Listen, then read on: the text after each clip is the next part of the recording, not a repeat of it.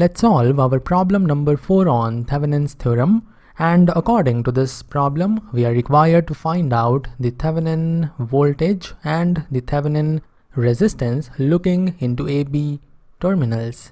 And before we move on to the solution of this question, I want you to find out Thevenin voltage VTh and Thevenin resistance RTh when looking into A and B terminals. So please pause the video and try to find out the two values. I hope you are done. Now we will move on to the solution, and we will start with calculation of VTh. We will first find out Thevenin's equivalent voltage VTh, and we know VTh is the open circuit voltage at the terminals. And in this scenario, when you observe the network, you will find VTh is simply equal to 0.5 times I. So our Thevenin equivalent voltage is equal to 0.5 times current I. And current I is this current, which is the current in this branch.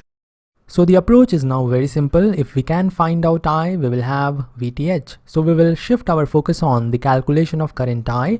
And for this purpose, we will use the nodal analysis, and we will take this node as the reference node, and we will take this node as the principal node having the voltage Vx, and all the currents will leave the principal node.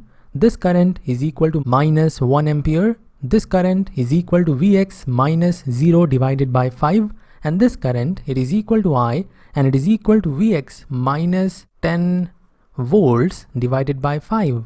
And when you apply KCL at this node, you will have sum of these three currents equal to 0. So we will have minus 1 plus Vx divided by 5 plus Vx minus 10 divided by 5 equal to 0. This is when you apply KCL at this node.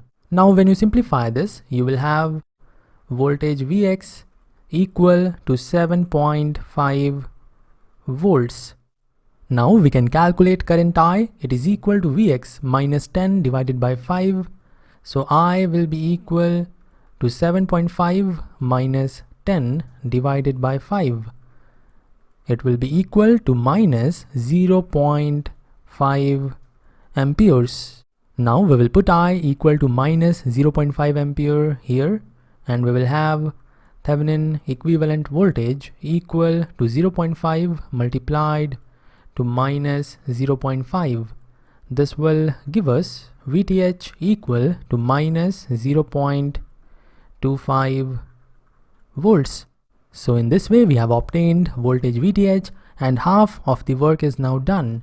Now we will move on to the calculation of RTh, and the calculation of RTh is very important to understand in this case, because you will see there is a different kind of scenario in calculation of RTh.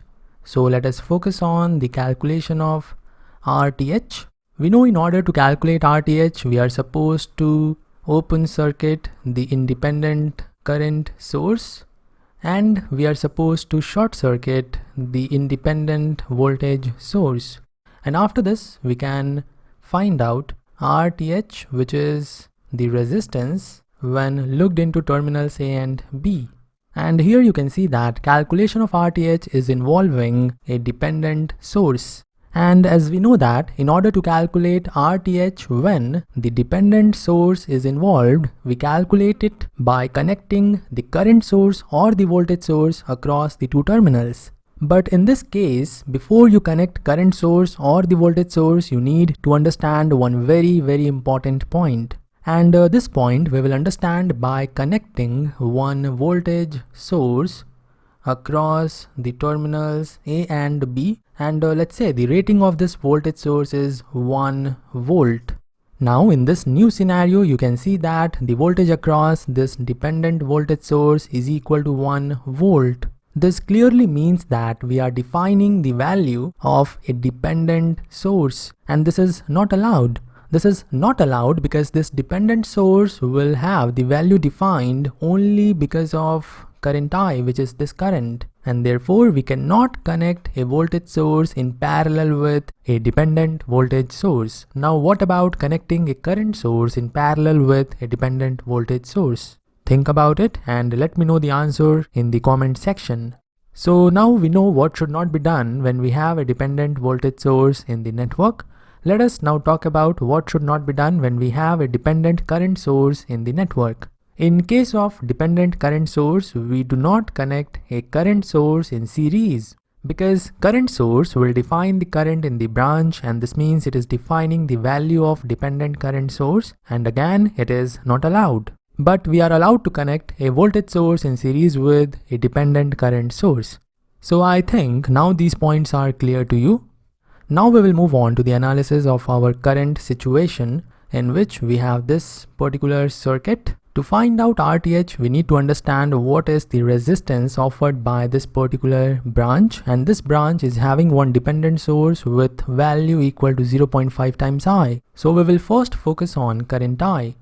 Current I is the current in this particular loop, and this is not having any source. This means I will be equal to 0. And as I is equal to 0, 0.5 times I will also be equal to 0. This means there is a zero potential difference across this source, and we can short circuit the dependent source. So there is a simple wire with zero resistance, and therefore RTh will be equal to 0 ohm.